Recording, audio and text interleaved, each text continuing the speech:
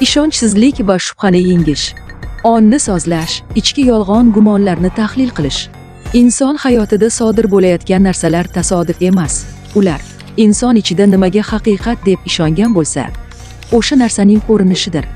Ishonch materiyani chaqiradi. Ishonmaslik ham xuddi shunday. Ko'pchilik faqat ijobiy ishonch haqida gapiradi, ammo kam odam tushunadi. Salbiy ishonch ham kuchga ega. 1. Ishonchsizlik nima aslida?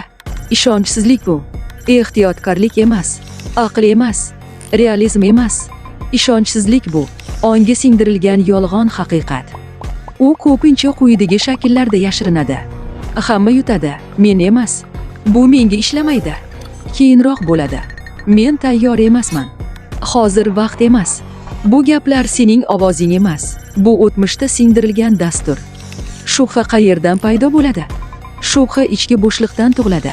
U yerda inson o'ziga to'liq egalik qilmaydi. Qarorni tashqi dunyoga topshirgan. Javobgarlikdan qochadi. Shubha shunday deydi: agar xato qilsam-chi? Ammo haqiqat shuki, inson xato qilgani uchun emas, o'ziga ishonmagani uchun yutqazadi. Ichki yolg'on gumonlar qanday ishlaydi? Ichki yolg'on gumon bu isbot talab qilmaydigan ichki qaror. Masalan, pul og'ir keladi, menga qiyin, men boshqalardek emasman. Bu fikrlar tekshirilmaydi, shubha ostiga olinmaydi, haqiqat sifatida qabul qilinadi.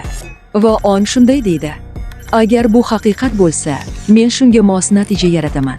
Natija esa materiyaga aylanadi. Ong qanday qilib materiyaga aylantiradi? Ong ichki ishonchni qabul qiladi. Qarorlarni o'sha ishonch asosida chiqaradi. Harakatni cheklaydi yoki kengaytiradi. Natijani tasdiq sifatida ko'rsatadi. Shunda inson, ko'rdingmi, men aytgandim deydi. Va yolg'on yana mustahkamlanadi. Ichki mustahkamlik nima? Ichki mustahkamlik bu hamma narsa aniq bo'lgani emas, shubha yo'qligi emas. Bu holat men qaror qildim, natija vaqt masalasi. Ichki mustahkam odam ichki dialogni nazorat qiladi. Tashqi shovqindan ta'sirlanmaydi, vaqtinchalik yo'qotishdan qulamaydi. U biladi, haqiqiy kuch ichki sukutda. 6. Yolg'on ongni o'chirish qanday bo'ladi? Yolg'on ongni yo'qotib bo'lmaydi. Uni fosh qilish kerak. 3. Tasavvur juda kuchli. Bu fikr qayerdan kelgan? Bu fikrni kim menga o'rgatgan? Agar men bunga ishonmasam, nima o'zgaradi? Bu savollar yolg'onni yorib yuboradi, ongni uyg'otadi, avtomatik dasturlarni o'chiradi. Haqiqiy ong sozlanishi. Haqiqiy sozlanish bu men ishonaman deyish emas, men kuchliman takrorlash emas.